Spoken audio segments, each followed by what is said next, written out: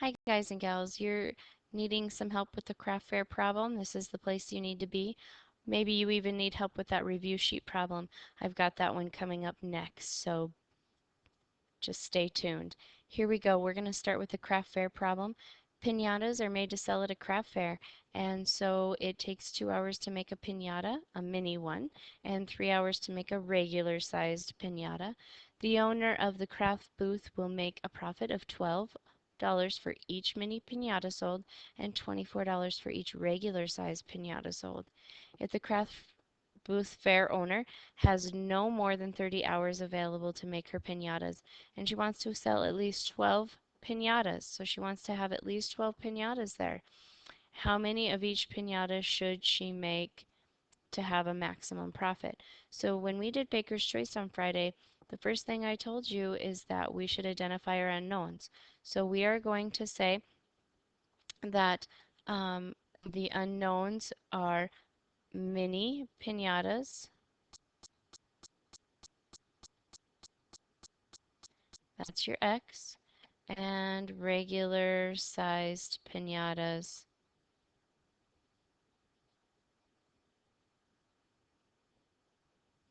are your Y.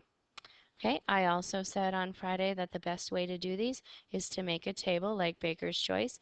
And so we're going to go ahead and use that idea of making a table for Baker's Choice.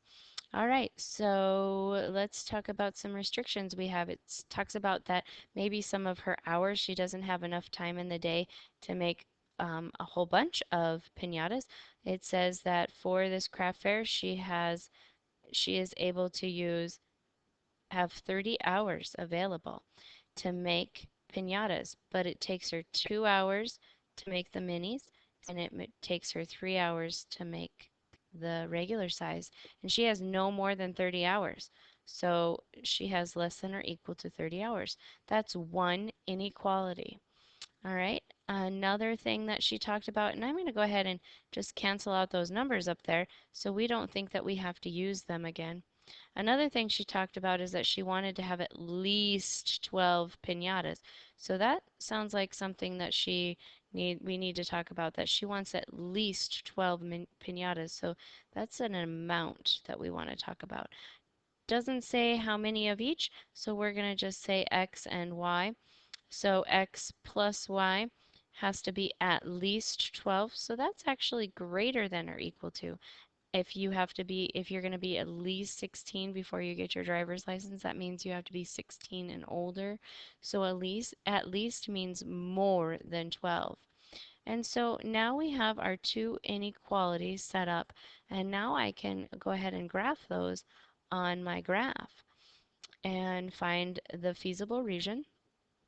And then we can take our feasible region, find the corner points, and from there find our maximum profit. But before we do that, we need a profit equation. So by looking at this story problem, I can see that her profit for mini piñatas will be 12, and her profit for regular size piñatas are going to be 24. So this is the profit equation that we're going to use. We do not graph this. Okay, we do, however, use the corner points that we found to help us determine what the maximum profit we will make. And that's the money that we want to know she will make. So that's how we set up the craft fair problem. If you're interested, keep listening and we will work on the t-shirts versus the sweatshirts. All right, so here are the t-shirts versus the sweatshirts. This is the review sheet that you were working on today. And so I have already set up that t-shirts are going to be the X and sweatshirts are going to be the Y. Those are my two unknowns that I'm going to identify. And so we're going to go through this and read it and talk about what we need to do. A group of students are making and selling custom printed t-shirts and sweatshirts. Their costs are $3 per t-shirt and $5 per sweatshirt.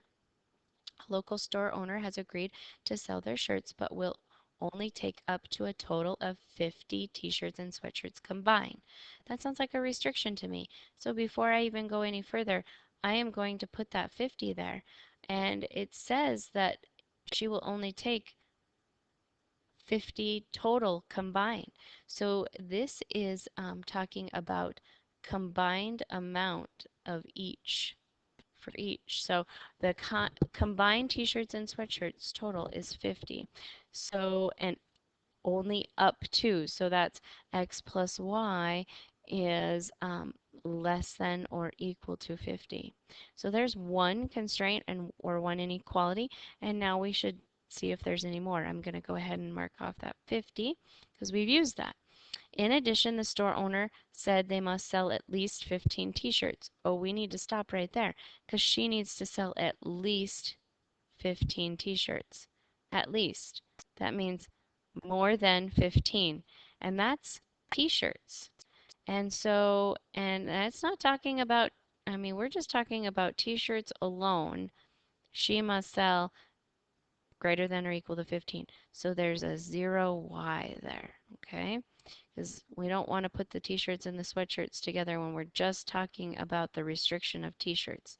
And now, oh, it also says she must sell at least 10 sweatshirts. So there's no t-shirts when we're talking about sweatshirts alone. And we'll say 1y, and that has to be greater than equal to 10. Okay, and so we're going to cross out that 15 and that 10, and now we have our three constraints, our three inequalities that we can graph. And now we will then graph them, find the feasible region, find our corner points, and we are looking for a minimizing cost. So minimizing means the least amount. So once we find our corner points, we want to find the money that minimizes our cost. So we're looking at the lowest amount of money that will minimize our cost, and our cost formula is going to come from, oops, I need to write C here. Our cost formula is going to come from what she says up here. It costs $3 per t-shirt, $5 per sweatshirt. So $3 per t-shirt and $5 per sweatshirt. Okay, so I hope this helps you with the craft fair problem and getting that started, and the t-shirt versus the sweatshirt problem. And tomorrow then we will be looking at more linear programming where hopefully you can set some of these up on your own.